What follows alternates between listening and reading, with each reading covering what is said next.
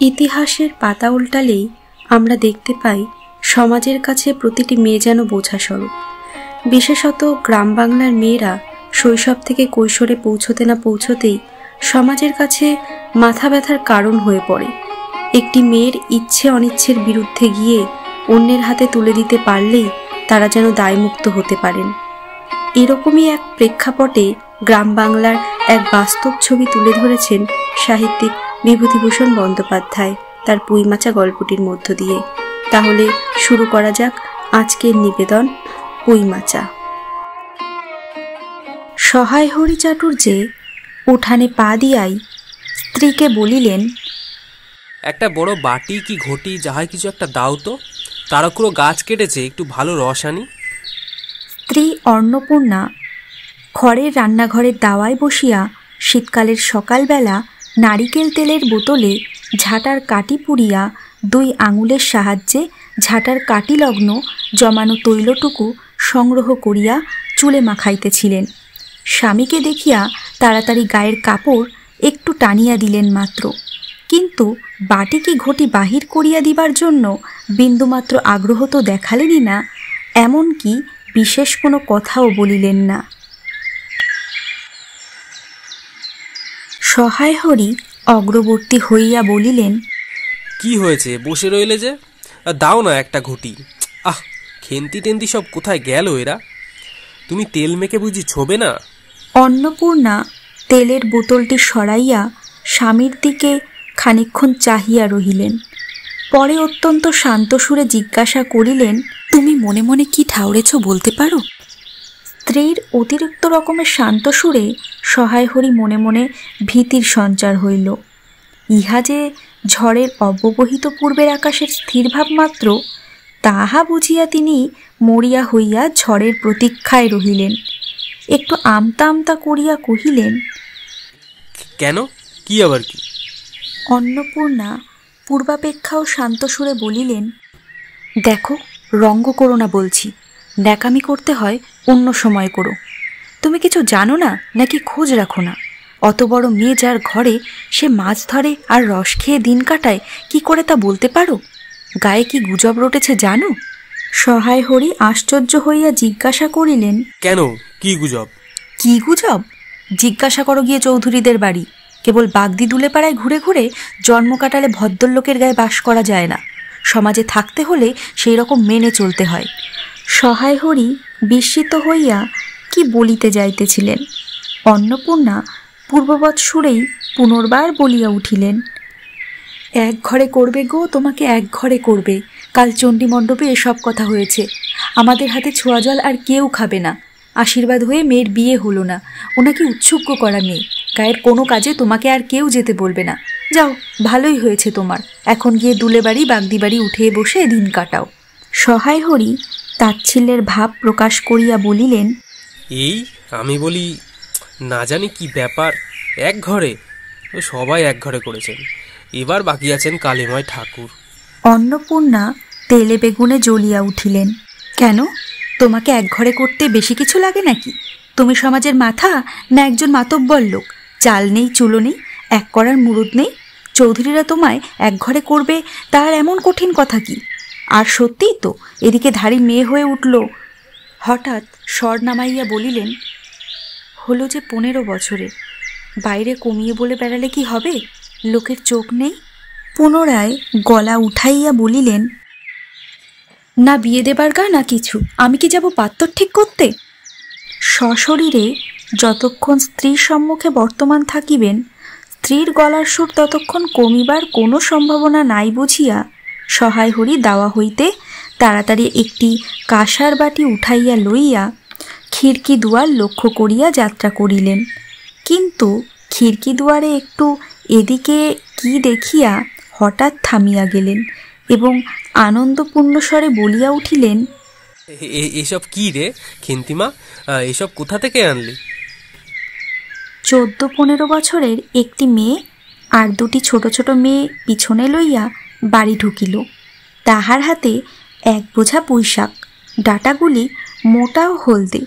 চেহারা দেখিয়া মনে হয় কাহারা পাকা পুঁই গাছ উপড়াইয়া ফেলিয়া উঠানের জঙ্গল তুলিয়া দিতেছিল। মেয়েটি তাহাদের উঠানের জঞ্জাল প্রাণপণে তুলিয়া আনিয়াছে। ছোট মেয়ে দুটির মধ্যে একজনের হাত খালি, অপরটির হাতে গোটা 2-3 পুঁই পাতা জড়ানো কোনো দ্রব্য।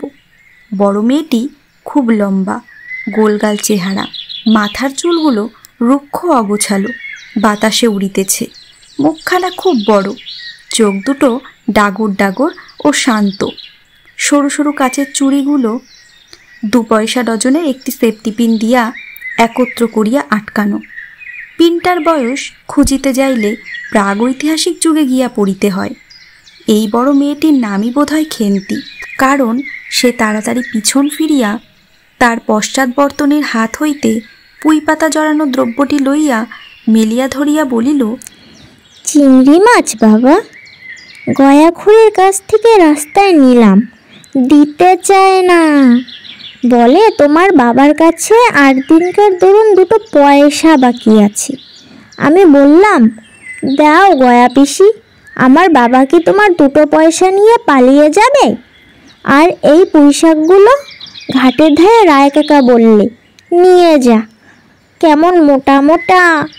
অন্নপূর্ণা দাওয়া হইতে অত্যন্ত ঝাঁজের সহিত চিৎকার করিয়া উঠিলেন, নিয়ে যা? আহা, কি অমর্ত্যই তোমাকে তারা দিয়েছে! পাকা পুইডাটা কাঠ হয়ে গিয়েছে, 2 দিন পরে ফেলে দিত। নিয়ে যা। আর উনি তখন আগাছা উঠিয়ে নিয়ে এসেছেন, ভালোই হয়েছে, তাদের আর নিজেদের কষ্ট করে কাটাতে হলো না। যত সব পাথুরে বোকা মরতে আসে আমার ঘাড়ে। ধাড়ি মেয়ে, বলে দিয়েছি না তোমায় বাড়ির বাইরের কোথাও পা না দিতে? লজ্জা করে না এপাড়া সেপাড়া করে বেড়াতে? বিয়ে হলে যে 4 ছেলে মেয়ের মা হতে। খাওয়ার নামে আজ জ্ঞান থাকে না, কোথায় শাক, কোথায় বেগুন, আর একজন বেড়াচ্ছেন কোথায় রস, কোথায় ছাই, কোথায় পাশ। ফেল বলছি ওসব, ফেল।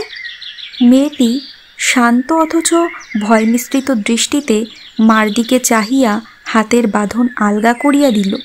পুঁইশাক বোঝা মাটিতে পড়িয়া গেল। অন্নপূর্ণা বকিয়া চলিলেন, যা তো রাধি, ও আপদগুলো টেনে খিড়কির পুকুরের ধারে ফেলে দিয়ে আয় তো। যা, ফের যদি বাড়ির বার হতে দেখেছি তবে ঠ্যাং যদি খোঁড়া না করি তো। বোঝা মাটিতে পড়িয়া গিয়াছিল। ছোট মেয়েটি কলের পুতুলের মতন সেগুলি তুলিয়া লইয়া খিড়কি অভিমুখে চলিল, কিন্তু ছোট মেয়ে অত বড় বোঝা আঁকড়াইতে পারিল না। অনেকগুলি ডাটা এদিক ওদিক ঝুলিতে ঝুলিতে চলিল। সহায় হরির ছেলেমেয়েরা তাহাদের মাকে অত্যন্ত ভয় করিত। সহায় হরি আমতা আমতা করিয়া বলিতে গেলেন, তা এনেছে ছেলে মানুষ খাবে বলে, তো তুমি আবার বরং ওটা। পুঁইশাকের বোঝা লইয়া যাইতে যাইতে ছোট মেয়েটি ফিরিয়া দাঁড়াইয়া মার মুখের দিকে চাহিল। অন্নপূর্ণা তাহার দিকে চাহিয়া বলিলেন, না না, নিয়ে যা, খেতে হবে না। মেয়ে মানুষের আবার অত নোলা কিসের? এক পাড়া থেকে আর এক পাড়ায় নিয়ে আসবে 2 পাকা পুঁইশাক ভিক্ষে করে। যা যা, তুই যা, দূর করে বনে দিয়ে আয়। সহায় হরি বড় মেয়ের মুখের দিকে চাহিয়া দেখিলেন তাহার চোখ দুটা জলে ভরিয়া আসিয়াছে। তার মনে বড় কষ্ট হইল, কিন্তু মেয়ের যতই সাধের জিনিস হোক, পুঁইশাকের পক্ষাবলম্বন করিয়া দুপুরবেলা স্ত্রীকে চটাইতে তিনি আদৌ সাহসী হইলেন না। নিঃশব্দে খিড়কি দৌড় দিয়া বাহির হইয়া গেলেন। বসিয়া রাঁধিতে রাঁধিতে বড় মেয়ের মুখের কাতর দৃষ্টি স্মরণে পরিবার সঙ্গে সঙ্গে অন্নপূর্ণার মনে পড়িল গত অরন্ধনের পূর্বদিন বাড়িতে পুঁইশাক রান্নার সময় খেন্তি আবদার করিয়া বলিয়াছিল, মা, অর্ধেকগুলো কিন্তু একা আমার, বাকি অর্ধেক সব মিলে তোমাদের। বাড়িতে কেহ ছিল না। তিনি নিজে গিয়া উঠানের ও খিড়কি দোরের আশেপাশে যে ডাটা পড়িয়াছিল সেগুলি কুড়াইয়া লইয়া আসিলেন। বাকিগুলা কুড়ানো যায় না, ডোবার ধারের ছাইগাদায় ফেলিয়া দিয়াছে। কুচো চিংড়ি দিয়া এইরূপে চুপি চুপি পুঁইশাকের তরকারি রাঁধিলেন। দুপুরবেলা খেন্তি পাতে পুঁইশাকের চচ্চড়ি দেখিয়া বিস্ময় ও আনন্দপূর্ণ ডাগর চোখে মায়ের দিকে ভয়ে ভয়ে চাহিল। 2 একবার এদিকে ওদিকে ঘুরিয়া আসিতেই অন্নপূর্ণা দেখিলেন উক্ত পুঁইশাকের এক টুকরাও তাহার পাতে পড়িয়া নাই। পুঁইশাকের উপর তাহার এই মেয়েটির কিরূপ লোভ তাহা তিনি জানিতেন। জিজ্ঞাসা করিলেন, কিরে খেন্তি, আর একটু চচ্চড়ি দি। খেন্তি তৎক্ষণাৎ ঘাড় নাড়িয়া এ আনন্দজনক প্রস্তাব সমর্থন করিল। কি ভাবিয়া অন্নপূর্ণার চোখে জল আসিল। চাপিতে গিয়া তিনি চোখ উঁচু করিয়া চালের বাতায় গোজা ডালা হইতে শুকনা লঙ্কা পাড়িতে লাগিলেন। কালীমায়ের চণ্ডীমণ্ডপে সেদিন বৈকালবেলা সহায় হরির ডাক পড়িল। সংক্ষিপ্ত ভূমিকা ফাদিবার পর কালীময় উত্তেজিত সুরে বলিলেন, সেসব দিন কি আর আছে ভায়া? এই ধরো কেষ্ট মুখুজ্জে, স্বভাব নইলে পাত্র দেব না, স্বভাব নইলে পাত্র দেব না করে কি কাণ্ডটাই করলে। অবশেষে কিনা হরির ছেলেটাকে ধরে পড়ে। মেয়ের বিয়ে দেয় তবে রক্ষে। তার কি স্বভাব! রাম বলো 6-7 পুরুষে ভঙ্গ, 50 ক্ষত্রিয়। তা সমাজের সেসব শাসনের দিন কি আর আছে? দিন দিন চলে যাচ্ছে। বেশি দূর যায় কেন, এই যে তোমার মেয়েটি 13 বছরের। সহায় হরি বাধা দিয়ে বলিতে গেলেন, এই শ্রাবণে 13। আহা, 13 আর 16 তফাৎটা কিসের শুনি? 13 আর 16 তফাৎটা কিসের? আর সে 13ই হোক, চাই 16ই হোক, চাই 50ই হোক, তাতে আমাদের দরকার নেই। সে তোমার হিসেব তোমার কাছে। কিন্তু পাত্রর আশীর্বাদ হয়ে গেল, তুমি বেঁকে বসলে কি জন্যে শুনি? ও তো এরকম উচ্চকাণ্ড করা মেয়ে, আশীর্বাদ হওয়াও যা, বিয়ে হওয়াও তা, 7 পাকের যা বাকি। এই তো সমাজে বসে এসব কাজগুলো তুমি যে করবে আর আমরা তা বসে বসে দেখবো, এ তুমি মনে ভেবো না। সমাজের বামুনদের যদি জাত মারবার ইচ্ছে না থাকে, মেয়ের বিয়ের বন্দোবস্ত করে ফেলো। পাত্র রাজপুত্র না হলে কি পাত্র মেলে না? গরিব মানুষ দিতে থুতে পারবে না বলেই শ্রীমন্ত মজুমদারের ছেলেকে ঠিক করে দিলাম। লেখাপড়া নাই বা জানলে, জজ ম্যাজিস্ট্রেট না হলে কি মানুষ হয় না? দিব্যি বাড়ি, বাগান, পুকুর। শুনলাম এবারে নাকি 20 জমি 4টি আমন ধানও করেছে। ব্যাস রাজার হাল। 2 ভাইয়ের অভাব কি? ইতিহাসটা হইতেছে যে মণিগাঁয়ের উক্ত মজুমদার মহাশয়ের পুত্র কালীময়ী ঠিক করিয়া দেন। কেন কালীময় মাথা ব্যথা করিয়া সহায় হরির মেয়ের বিয়ের সম্বন্ধ মজুমদার মহাশয়ের ছেলের সঙ্গে ঠিক করিতে গেলেন, তাহার কারণ নির্দেশ করিতে যাইয়া কেহ কেহ বলেন যে কালীময় নাকি মজুমদার মহাশয়ের কাছে অনেক টাকা ধার করেন, অনেক দিনের সুদ পর্যন্ত বাকি, শীঘ্র নালিশ হইবে ইত্যাদি। এ গুজব যে শুধু অবান্তর তাহাই নহে, ইহার কোনো ভিত্তি আছে বলিয়াও মনে হয় না। ইহা দুষ্ট পক্ষের রটনা মাত্র। যাহাই হোক, পাত্রপক্ষ আশীর্বাদ করিয়া যাওয়ার দিন কতক পরে সহায় হরি টের পান পাত্রটি কয়েক মাস পূর্বে নিজের গ্রামে কি একটা করিবার ফলে গ্রামের এক কুম্ভকার বধূর আত্মীয় স্বজনের হাতে বেদম প্রহার খাইয়া কিছুদিন নাকি শয্যাগত ছিল। এরকম পাত্রে মেয়ে দিবার প্রস্তাব মনপুত না হওয়ায় সহায় হরি সে সম্বন্ধ ভাঙিয়া দেন। দিন 2 পরের কথা। সকালে উঠিয়া সহায় হরি উঠানে বাতাবি লেবু গাছের ফাঁক দিয়া যেটুকু নিতান্ত কচি রাঙা রৌদ্র আসিয়াছিল, তাহারই আতপে বসিয়া আপন মনে তামাক টানিতেছেন। বড় মেয়ে খেন্তি আসিয়া চুপি চুপি বলিল, বাবা যাবে না? মা ঘাটে গেল। সহায় হরি একবার বাড়ির পাশে ঘাটের দিকে কি জানি কেন চাহিয়া দেখিলেন, পরে নিম্নস্বরে বলিলেন, যা শিগগিরই শাবলখানা নিয়ে আয় দেখি। কথা শেষ করিয়া তিনি উৎকণ্ঠার সহিত জোরে জোরে তামাক টানিতে লাগিলেন এবং পুনরায় একবার কি জানি কেন খিড়কির দিকে সতর্ক দৃষ্টি নিক্ষেপ করিলেন। ইতিমধ্যে প্রকাণ্ড ভারী একটা লোহার শাবল 2 হাত দিয়া আঁকড়াইয়া ধরিয়া খেন্তি আসিয়া পড়িল। তৎপরে পিতাপুত্রীতে সন্তর্পণে সম্মুখের দরজা দিয়া বাহির হইয়া গেল। ইহাদের ভাব দেখিয়া মনে হইতেছিল ইহারা কাহারও ঘরে শীত দিবার উদ্দেশ্য চলিয়াছে। অন্নপূর্ণা স্নান করিয়া সবে কাপড় ছাড়িয়া উনুন ধরাইবার জোগাড় করিতেছেন। মুখুজ্জে বাড়ির ছোট খুকি দুর্গা আসিয়া বলিল, খুড়িমা, মা বলে দিলে খুড়িমাকে গিয়ে বল মা ছোবে না। তুমি আমাদের নবান্নটা মেখে আর ইঁদুর ঘটগুলো বার করে দিয়ে আসবে। মুখুজ্জে বাড়ি ও পাড়ায় যাইবার পথের বাগধারে এক জায়গায় শেওড়া, বনভাট, রামচিতা, বনচালতা গাছের ঘন বন। শীতের সকালে এক প্রকার লতা পাতার ঘন গন্ধ বন হইতে বাহির হইতেছিল। একটা লেজঝোলা হলদে পাখি আমড়া গাছের এক ডাল হইতে ও ডালে যাইতেছে। দুর্গা আঙুল দিয়া দেখাইয়া বলিল, খুড়িমা খুড়িমা, ওই যে কেমন পাখিটা। পাখি দেখিতে গিয়া অন্নপূর্ণা কিন্তু আর একটা জিনিস লক্ষ্য করিলেন। ঘন বনটার মধ্যে কোথায় এতক্ষণ খুব খুব করিয়া একটা আওয়াজ হইতেছিল, কে যেন কি খুঁড়িতেছে। দুর্গার কথার পরেই হঠাৎ সেটা বন্ধ হইয়া গেল। অন্নপূর্ণা সেখানে খানিকক্ষণ থমকিয়া দাঁড়াইলেন, পরে চলিতে আরম্ভ করিলেন। তাহারা খানিক দূর যাইতে না যাইতে বনের মধ্যে পুনরায় খুব খুব শব্দ আরম্ভ হইল। কাজ করিয়া ফিরিতে অন্নপূর্ণার কিছু বিলম্ব হইল। বাড়ি ফিরিয়া দেখিলেন খেন্তি উঠানের রৌদ্রে বসিয়া তেলের বাটির সম্মুখে লইয়া খোপা খুলিতেছে। তিনি তীক্ষ্ণ দৃষ্টিতে মেয়ের দিকে চাহিয়া দেখিয়া রান্নাঘরে গিয়া উনুন ধরাইবার উদ্যোগ করিতে লাগিলেন। মেয়েকে বলিলেন, এখনো নাইতে যাসনি রে? কোথায় ছিলি এতক্ষণ? এই যে যাই মা, এক্ষুনি যাব আর আসবো। খেন্তি স্নান করিতে যাইবার একটুখানি পরেই সহায় হরি সোৎ সাহেব 15-16 সের ভারী একটা মেটে আলু ঘাড়ে করিয়া কোথা হইতে আসিয়া উপস্থিত হইলেন এবং সম্মুখে স্ত্রীকে দেখিয়া কৈফিয়তের দৃষ্টিতে সেই দিকে চাহিয়াই বলিয়া উঠিলেন, ওই ওপাড়ার ময়সা চৌকিদার রোজই বলে, কর্তা ঠাকুর, তোমার বাপ থাকতে তবু মাসে মাসে এদিকে তোমাদের পায়ের ধুলো পড়তো। তা আজকাল তো তোমরা আর আসো না। এই বেড়ার গায়ে মেটে আলু করে রেখেছি, তা দাদা ঠাকুর বরং।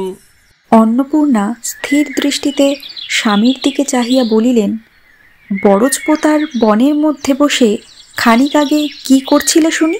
সহায় হরি অবাক হইয়া বলিলেন, আমি? না, আমি কখনো না।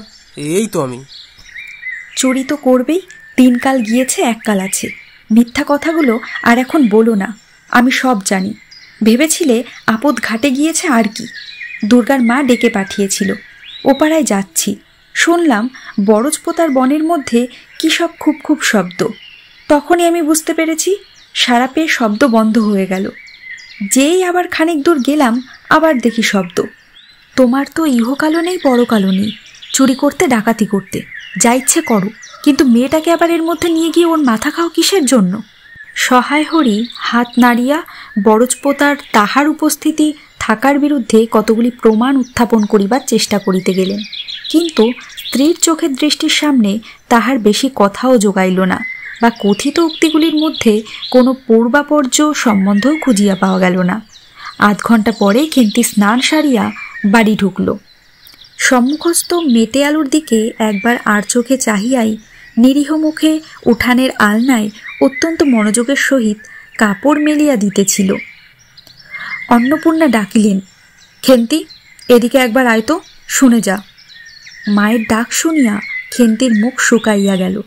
সে ইতস্তত করিতে করিতে মার নিকট আসিলে তিনি জিজ্ঞাসা করিলেন, এই মেটে রাঙা আলুটা দুজনে মিলে তুলে এনেছিস না?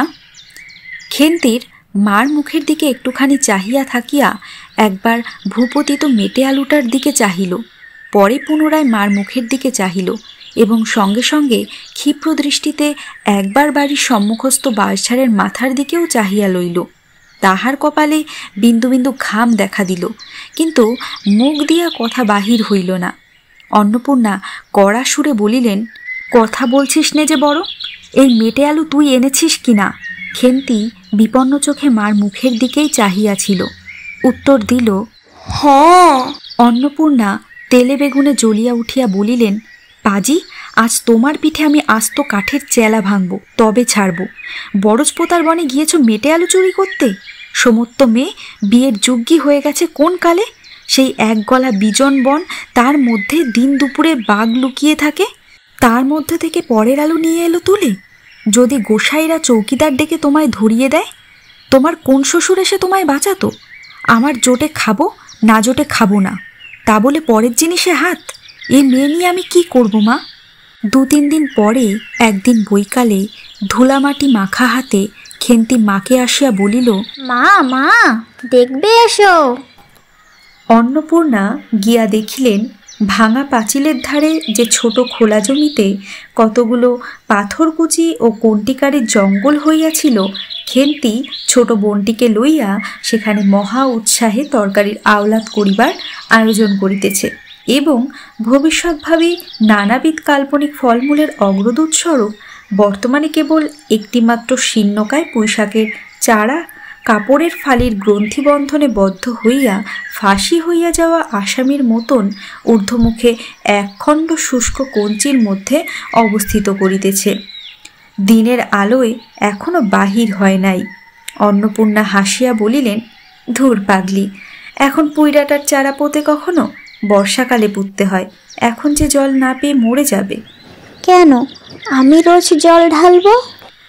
অন্নপূর্ণা বলিলেন, দেখ, হয়তো বেঁচেও যেতে পারে।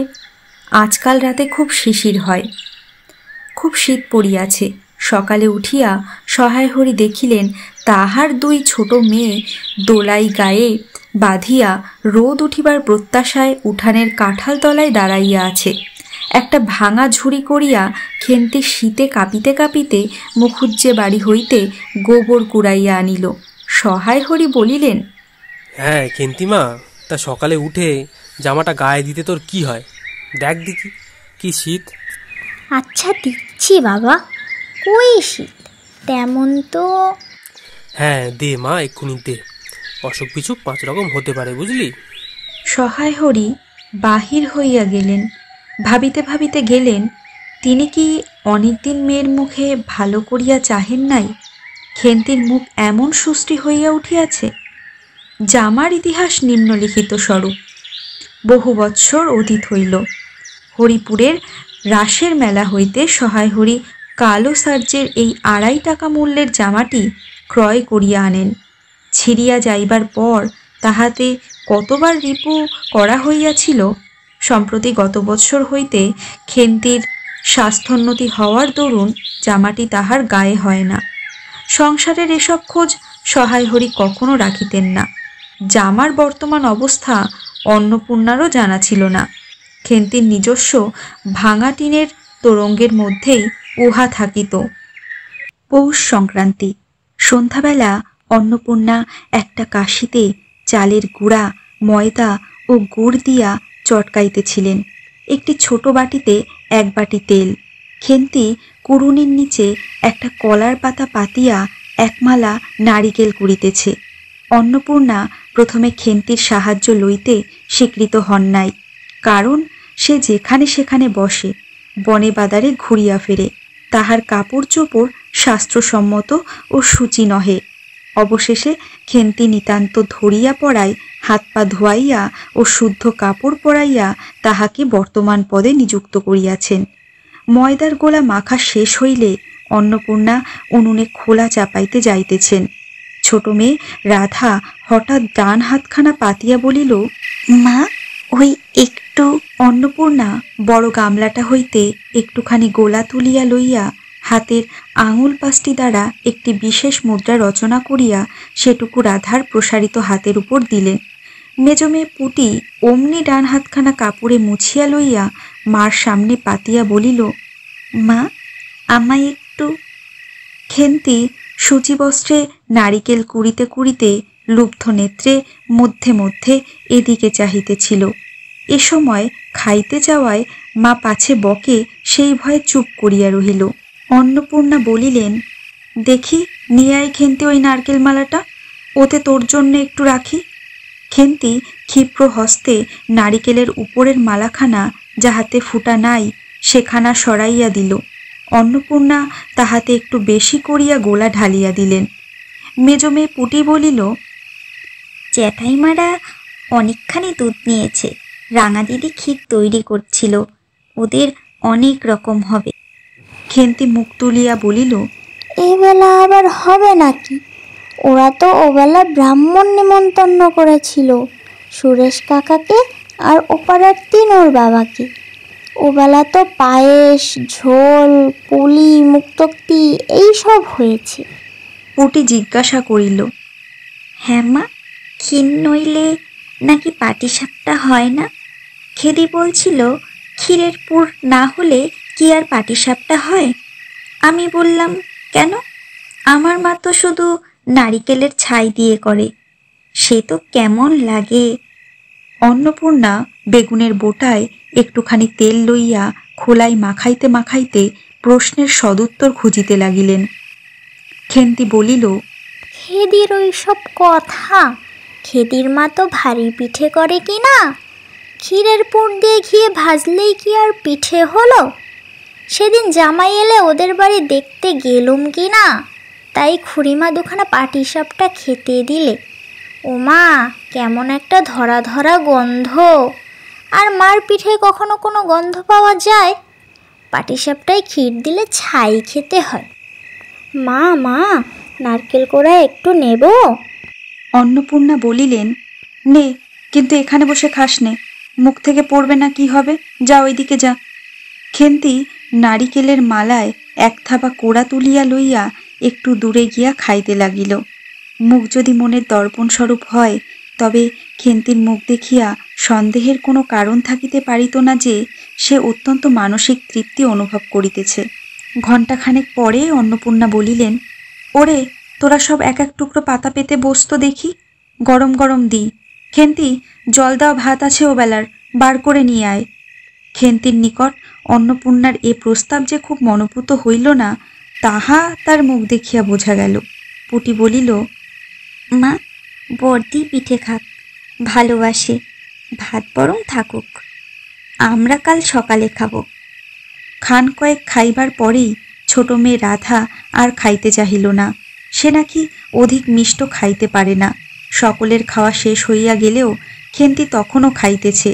সে মুখ বুজিয়া শান্তভাবে খায়, বড় একটা কথা কহে না। অন্নপূর্ণা দেখিলেন সে কম করিয়াও 18-19 খানা খাইয়াছে। জিজ্ঞাসা করিলেন, খেন্তি, আর নিবি? খেন্তি খাইতে খাইতে শান্তভাবে সম্মতিসূচক ঘাড় নাড়িল। অন্নপূর্ণা তাহাকে আরও খান কয়েক দিলেন। খেন্তির মুখ চোখ ঈষৎ উজ্জ্বল দেখাইল। হাসি ভরা চোখে মার দিকে চাহিয়া বলিল, বেশ খেতে হয়েছে তো মা, তুমি কেমন ফেনিয়ে নাও, ওতেই কিন্তু। অন্নপূর্ণা হাতা খুন্তি চুলি তুলিতে তুলিতে সস্নেহে তার এই শান্ত নিরীহ একটু অধিক মাত্রায় ভোজনপটু মেয়েটির দিকে চাহিয়া রহিলেন। মনে মনে ভাবিলেন, খেন্তি আমার যার ঘরে যাবে তাদের অনেক সুখ দেবে। এমন ভালো মানুষ, কাজকর্মে বকো, মারো, গাল দাও, টু শব্দটি মুখে নেই, উঁচু কথা কখনো কেউ শোনেনি। বৈশাখ মাসের প্রথমে সহায় হরির এক দূরসম্পর্কীয় আত্মীয়ের ঘটকালিতে খেন্তির বিবাহ হইয়া গেল। দ্বিতীয় পক্ষে বিবাহ করিলেও পাত্রটির বয়স 40-এর খুব বেশি কোনো মতেই হইবে না। তবু প্রথমে এখানে অন্নপূর্ণা আদেও ইচ্ছুক ছিলেন না, কিন্তু পাত্রটি সঙ্গতিপন্ন, শহর অঞ্চলে বাড়ি, সিলেট চুন ইটের ব্যবসায় 2 পয়সা নাকি করিয়াছে, এরকম পাত্র হঠাৎ মেলাও বড় দুর্ঘটনা কিনা। জামাইয়ের বয়স একটু বেশি। প্রথমে অন্নপূর্ণা জামাইয়ের সম্মুখে বাহির হইতে একটু সংকোচ বোধ করিতেছিলেন। পরে পাছে খেন্তির মনে কষ্ট হয়, এই জন্য বরণের সময় তিনি খেন্তির সুপুষ্ট হস্তখানি ধরিয়া জামাইয়ের হাতে তুলিয়া দিলেন। চোখের জলে তাহার গলা বন্ধ হইয়া আসিল, কিছু বলিতে পারিলেন না। বাড়ির বাহির হইয়া আমলকি তলায় বেহারারা সুবিধা করিয়া লইবার জন্য বরের পালকি একবার নামাইল। অন্নপূর্ণা চাহিয়া দেখিলেন বেড়ার ধারের নীল রঙের মেদি ফুলের গুচ্ছগুলি যেখানে নত হইয়া আছে, খেন্তির কম দামের বালুচরের রাঙাচেলির আঁচলখানা পালকির বাহির হইয়া সেখানে লুটাইতেছে। তার এই অত্যন্ত অগোছালো, নিতান্ত নিরীহ, একটু অধিক মাত্রায় ভোজনপটু মেয়েটিকে পরের ঘরে অপরিচিত মহলে পাঠাইতে তার বুক উদ্বেল হইয়া উঠিতেছিল। খেন্তিকে কি অপরে ঠিক বুঝবে? যাইবার সময় খেন্তি চোখের জলে ভাসিতে ভাসিতে সান্ত্বনার সুরে বলিয়াছিল, মা, আষাঢ় মাসেই আমাকে এনো, বাবাকে পাঠিয়ে দিও, 2 মাসই তো। ওপাড়ার ঠান্দিদি বলিলেন, তোর বাবা তোর বাড়ি যাবে কেন রে? আগে নাতি হোক তবে তো। খেন্তির মুখ লজ্জায় রাঙা হইয়া উঠিল। জল ভরা ডাগর চোখের উপর একটুখানি লাজুক হাসির আভা মাখাইয়া সে একগুয়েমির সুরে বলিল, না, যাবে না বই কি, দেখো তো কেমন না যান। ফাল্গুন চৈত্র মাসের বৈকাল বেলা উঠানের মাচায় রৌদ্রে দেওয়া আমসত্ত্ব তুলিতে তুলিতে অন্নপূর্ণার মন হু হু করিত। তার অনাচারী লোভী মেয়েটি আজ বাড়িতে নাই যে। কোথা হইতে বেড়াইয়া আসিয়া লজ্জাহীনার মতন হাতখানি পাতিয়া মিনতির সুরে অমনি বলিবে, মা মা একটা কথা বলবো, ওই কোনটা ছিঁড়ে 1 বছরের উপর হইয়া গিয়াছে। পুনরায় আষাঢ় মাস, বর্ষা বেশ নামিয়াছে। ঘরের দাওয়ায় বসিয়া সহায় হরি প্রতিবেশী বিষ্ণু সরকারের সহিত কথা বলিতেছিলেন। সহায় হরি তামাক সাজিতে সাজিতে বলিলেন, ও তুমি ধরে রাখো, ওরকম হবেই দাদা। আমাদের অবস্থা লোকের ওর থেকে ভালো আর কি জুটবে। বিষ্ণু সরকার তালপাতার চাটাইয়ের উপর উবু হইয়া বসিয়াছিলেন। দূর হইতে দেখিলে মনে হইবার কথা তিনি রুটি করিবার জন্য ময়দা চটকাইতেছেন।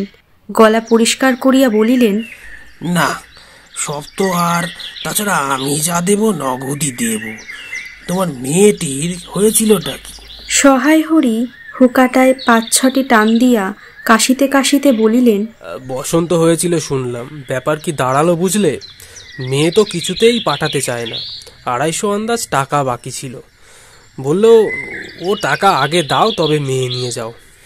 একেবারে সামার। তারপর বললাম, টাকাটা ভায়া ক্রমে ক্রমে দিচ্ছি। পুজোর তত্ত্ব কম করেও 30টা টাকার কম হবে না ভেবে দেখলাম কি না। মেয়ে নানা নিন্দে ওঠালে, ছোট লোকের মেয়ের মতন চাল হাবাতে ঘরের মতো খায়, আরও কত কি। পৌষ মাসে দেখতে গেলাম, মেয়েটাকে ফেলে আর থাকতে পারলাম না, বুঝলে। সহায় হরি হঠাৎ কথা বন্ধ করিয়া জোরে জোরে মিনিট কতক ধরিয়া হুকায় টান দিতে লাগিলেন। কিছুক্ষণ দুজনের কোনো কথা শোনা গেল না। অল্পক্ষণ পরে বিষ্ণু সরকার বলিলেন, তারপর? আমার স্ত্রী অত্যন্ত কান্নাকাটি করাতে পৌষ মাসে দেখতে গেলাম। মেয়েটার কি অবস্থা! শাশুড়িটা শুনিয়ে বলতে লাগলেন, না জেনে শুনে ছোট লোকের সঙ্গে কুটুম্বিতে করলে এরকমই হয়। যেমনি মেয়ে তেমনি বাপ। পৌষ মাসের দিন মেয়ে দেখতে এলেন শুধু হাতে। পরে বিষ্ণু সরকারের দিকে চাহিয়া বলিলেন, বলি, আমরা ছোট লোক কি বড় লোক, তোমার তো সরকার পুরো জানতে বাকি নেই। বলি, পরমেশ্বর চাটুর্যের নামে নীলকুঠির আমলে এই অঞ্চলে বাঘে গরুতে এক ঘাটে জল খেয়েছে। আজই না হয় আমি। প্রাচীন আভিজাত্যের গৌরবে সহায় হরি শুষ্ক সুরে হা হা করিয়া খানিকটা শুষ্ক হাস্য করিলেন। বিষ্ণু সরকার সমর্থন সূচক একটা অস্পষ্ট শব্দ করিয়া বারকতক ঘাড় নাড়িলেন। তারপর ফাল্গুন মাসেই তার বসন্ত হলো। এমন চামার! বসন্ত গায়ে বেরুতেই টালায় আমার এক দূর সম্পর্কের বোন আছে। একবার কালীঘাটে পুজো দিতে এসে তার খোঁজ পেয়েছিল, তারই ওখানে ফেলে রেখে গেল। আমায় না হয় একটা সংবাদ না কিছু, তারা আমায় সংবাদ দেয়। তা আমি গিয়ে দেখতে পাওনি? না, এমনি চামার। গহনাগুলো অসুখ অবস্থাতেই গা থেকে খুলে তবে টালায় পাঠিয়ে দিয়েছে। যাক, চলো যাওয়া যাক, বেলা গেল। চার কি করে ঠিক করলে?